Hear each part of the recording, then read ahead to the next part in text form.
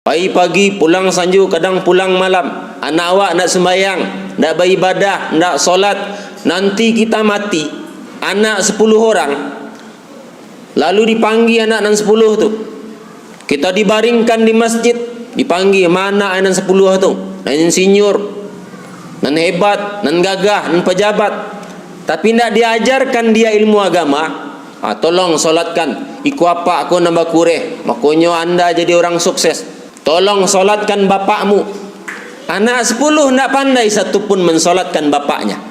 Malang kita. Jadi jangan hanya sibuk mengisi lambung anak dengan makanan bergizi, sate, cang padi, sayur-sayuran, tapi lupa mengisi dadanya dengan iman, dengan ibadah. Rugi kita punya anak 10. Ndak ada nama doa untuk awak cialah dalam kubur. Video selengkapnya bisa ditonton di channel YouTube Pita Ruah Buya.